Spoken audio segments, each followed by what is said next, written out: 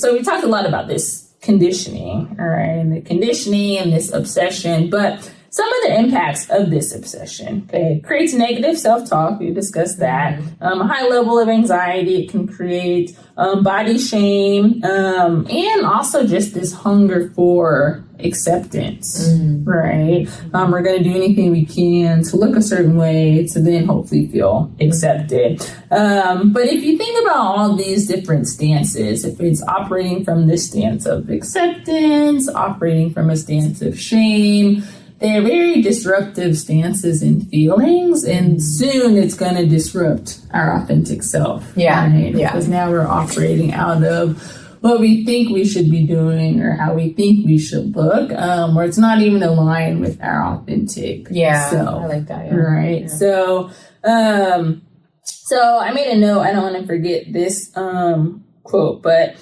I feel like with all this research about the body image and obsession with weight, I feel that individuals are not living in their bodies, but rather cutting ourselves off from our body, right? Soon we're just obtaining all this information about how we're supposed to look, what we're supposed to do.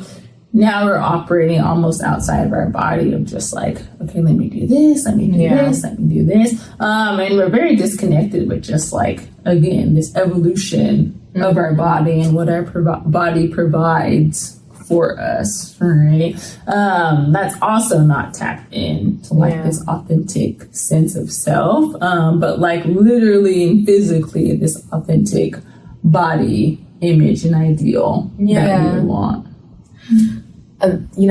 That makes me think about just like my own personal experiences and times in which I feel that there's a time in my life that I'm thinking back to that my weight has shifted a lot and I lost like a lot of weight. And remember I went to like a regular PCP appointment and she was like, do you have an eating disorder? And it was the way, it was like the disdain in her voice, like that really did it for me. And I actually wasn't purposefully trying to lose weight. I was much more just stressed in life.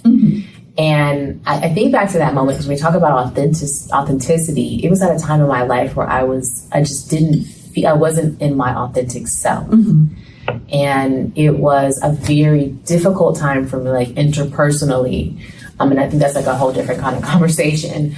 But I was in a space where I felt so like smashed and that like my true self like didn't matter to the space that I was in, or the spaces that I was in, and I could not fully be that.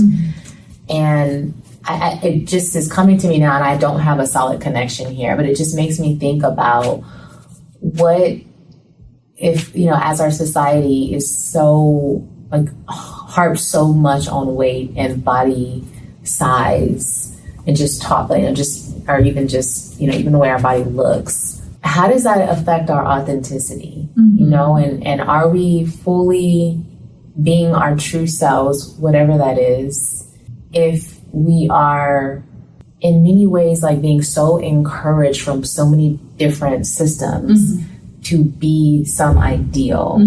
Are we truly able to be ourselves then if that is not consistent with who we feel we are? Or if we have to morph ourselves and literally morph our bodies into something that fits something that may be outside of ourselves? That's a good point.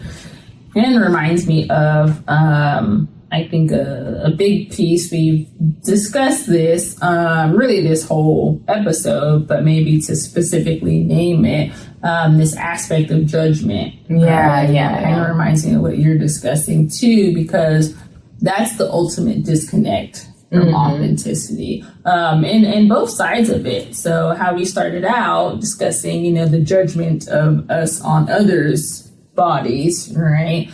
That's completely going to disconnect us from others because we're too busy judging them based off of how they look.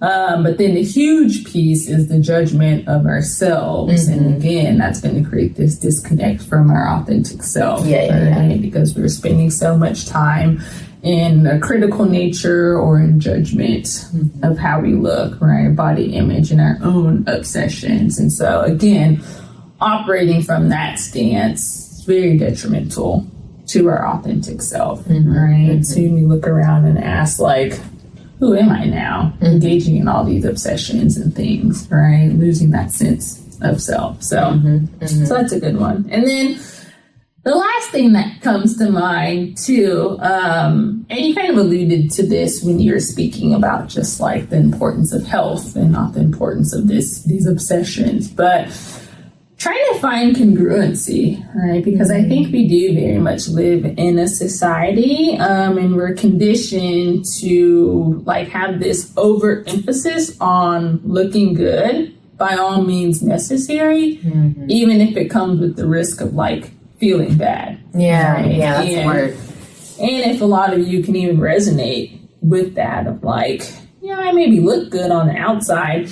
And this is really tapping into a lot of things, not even just weight and body image, but even when you think about those who feel you have to cover up mental health issues and sadness and grief. On the outside, we're conditioned to look good. Don't let people know you're going through anything. But then on the inside, we're torn up, right? Yeah. Like we feel bad. Yeah. And going through these extreme methods of like diet and surgeries and all those things, whatever people want to engage in, it's fine. But I would just really hope that you honor congruency, right? It's fine to look good, right? We all want to look good, for being honest. But we want you to feel good too. And if looking good comes at the expense of feeling not just bad, but horrible, you have to ask yourself, okay, is this worth it? And what am I tapping into? Because authenticity wants that congruency, right? It doesn't want you to look good but feel bad. It wants you to feel congruent. And once you want to feel good. Yeah. What would help you to feel good? Mm-hmm. You know, to feel good. And if looking good is important to you, what would help you to feel good and look good? Yeah, exactly. So, this was a good discussion on that, right? Yes. Reminders for ourselves too. I know this is really helpful for me. Yeah, right. We're both still on our journeys We are still on with it. this. And I think for you all listening, you'll be on your journey. This isn't to say like, stop these obsessions, don't give in to the societal demands, body positivity. All that is so much easier said than done. Yep.